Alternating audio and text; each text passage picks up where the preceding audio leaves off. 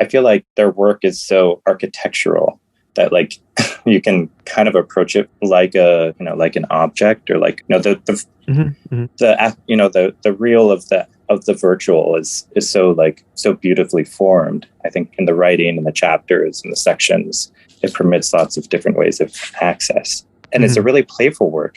It avails itself to the creative. It does. So it wants to be played with. I know you and I don't like to get too much into kind of this authoritative explanation of concepts, but it might help because it sort of is, I find myself, these concepts evading me a bit in the sense of what they mean by desire. So in psychoanalysis, in classic Freudian psychoanalysis, desire is bound to lack. And so I think that if we take a look at Deleuze's and Guattari's work that they do together, one thing they're trying to get at is trying to escape the idea of negation as a necessary element in order for something to be productive. And so in psychoanalysis, it seems like it's very reductive and very negating to think of our psyches or, you know, our unconscious. I mean, this is really a book. I've seen it written, I think, in the introduction, that this is a book about the unconscious, right? But the unconscious not as a subjective way, but more of a something that is more pervasive than just the individual. You know, like you were hinting at, the subjectivating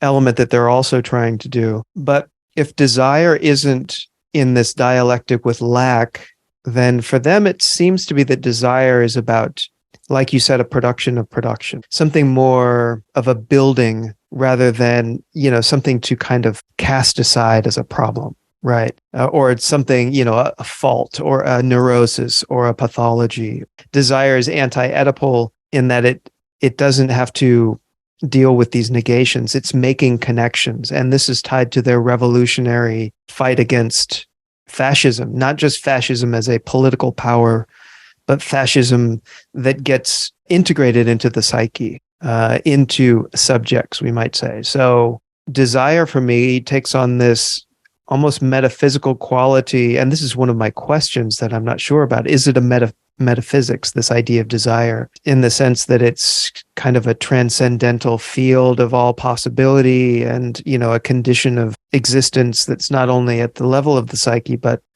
in everything that is made and produced. It almost like a will to power or elan vital in a sense, which is kind of interesting because, at least for Deleuze, he rejects metaphysics at the same time that he is, you know, kind of integrating some of these metaphysical elements from people like Bergson and Nietzsche. But want to know if you have any thoughts on that, on what you think, what you drew from their use of the term desire, because it's a very kind of heavy, almost the core metaphysical element to this first chapter. That's a good place for us to dive into their discussion of desire. So desiring production. So that's different than desire, at least the way I'm seeing. And do you want to say how it's different? Desiring machines and desiring production. They talk quite a bit on this, about these two terms from page 30 to 33. And if desire is this kind of pervasive element, desiring machines are the things that kind of interject with these, as they say, partial objects. These machines that interrupt the other machines that make whatever is underway happen. So the desiring machine kind of breaks apart the flow and can do anything from create art to, it seems like, produce a fascistic machine. I'm going to use Wynter's language, that they're looking at the infrastructure of consciousness itself as a process of production, or the way in which the mode of production is structured, and the way in which the subject is then produced by way of that process, where subjects are produced by the processes of their relation with each other. So boss, and you know, worker. Yeah, so I feel like this is a way of re-rendering, or a different way of rendering the idea of ideology. Yeah, I think it's a very much parallel. I think we can speak of it as that. I think. I mean, reading this alongside Althusser makes so much sense. Mm-hmm. The passage that I was looking for is money produces money. It produces surplus value, just as the body without organs reproduces itself, puts forth shoots and branches out to the farthest corners of the universe. It makes the machine responsible for producing a relative surplus value while embodying itself in the machine as fixed capital. Wynter talks about this within the context of colonialism as how the colonizers in their trading sort of gold for goods produced, or even in their valuation of, say, like a pieza of bananas or some sort of unit of measure in in food or in seed or in dry rice or something, that the merchants, which are also we can speak of as colonizers within a sort of capitalist sort of colonial structure, would double the value of anything that they had. They would give 100% more to whatever was their unit of exchange. They would sort of double it to the value of anything else, so that profit was surplus value was always produced. A way of underdeveloping countries. These are the strategies of underdevelopment. And I think we can talk about that underdevelopment of man as well. Page 11, where capital becomes mystic. They said it's mystic, the mystical quality of capital. And they say that since labor appears to be because of capital rather than as itself, labor doing labor, it's almost like this mystification of capitalism as the core thing. I guess we could almost say the Oedipal thing, when really what's just happening is workers working. And this is how they relate capital to the body without organs. And like you said in the previous page, money produces money, surplus value. But I think that there is something to, that idea of how we our unconscious is conditioned by this idea of capital, rather than labor being what is doing the thing, is what I took from that on page 11. Yeah, and I think the conditioning of that condition is one of this abject fear of lack. It's structured into the subject and is the means by which the subject is produced. So the subject would have to be produced by way of a different means so as not to have this abject fear of lack.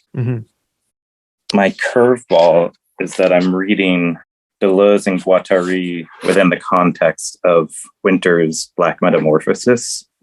She reads Deleuze and Guattari and specifically the passage about lack as an abject fear, or sort of a desire that becomes an abject fear of lacking something.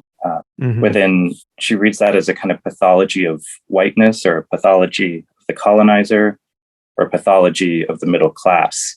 So she's reading in that context where she's talking about the pathology of whiteness, colonizer, middle class, of the bourgeoisie.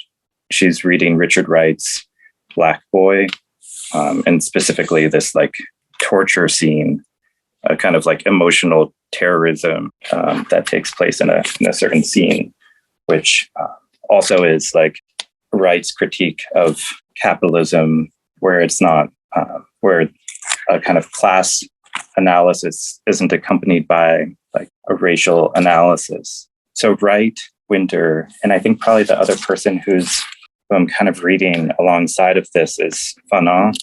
I'm just saying I like how this work is at play in other texts where there's a kind of parallel analysis going on. I guess maybe the common text that everyone's reading is Marx, but I really love this discussion of sort of the mechanism of production, the production of production, the kind of productive analysis, or this kind of capitalist critique that's at play in Anti-Oedipus, and especially in this first section. I'm interested in the invention of the subject and the dissolution of the subject, or the disassembly of the subject. And I'm especially interested in their discussion about lack, the way in which desire becomes this abject fear of lacking something, the way in which the subject is produced by way of lack within capitalism. So there's always that something missing feeling, that thing that you don't have that then pulsates the desire mechanism to fulfill it. But then also the production of the imaginary. what one wants, which one cannot have, whether it's mummy or to kill daddy within the Oedipal structure. Mm-hmm. But I mean, I think the Oedipal structure is the means by which this production of lack takes place. And they're trying to produce something beyond that, which is beyond delusion of the mechanism. And this is where I think Maurice Godelier is a great text to read, his Infrastructure, Societies, and History, where he talks about I think I talked about it in the last session we did, mechanism of occultation, the way in which we produce forgetting at the same moment of invention. We have to forget the source or the origin in order for it to have power.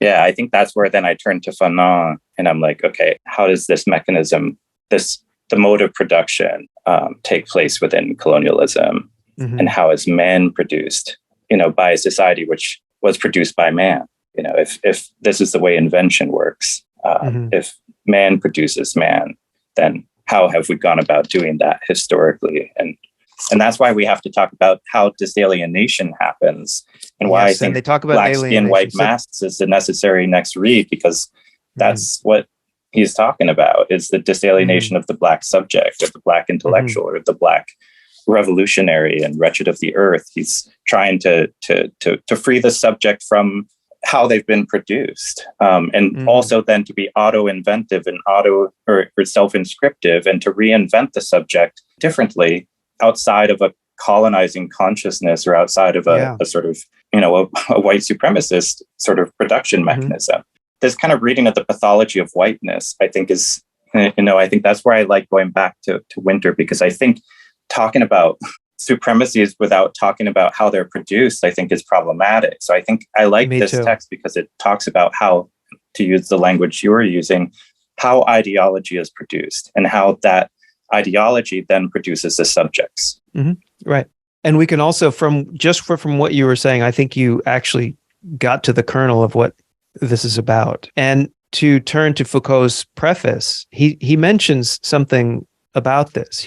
So he describes the Oedipal focus of psychoanalysis as imperialism and colonization, and that the Oedipus, kind of condition teaches us to desire our own repression. So to be revolutionary is to shake off. If we are to be revolutionary, we have to shake off the Oedipal yoke. Sorry, this is not Foucault. This is translator Mark Seam in his introduction. He talks about this. So to be revolutionary, just what you were saying about Fanon, to be revolutionary, you would have to shake off this Oedipal yoke. It's such an interesting way of conceiving this idea of ideology as Oedipal. And because Oedipal, to be free is to be free of that triadic structure. Yes. To create other structures. That's the infrastructure, which creates then, in Wynter, she'll say, superstructure. So racism is produced by way of the mechanism which produced racism.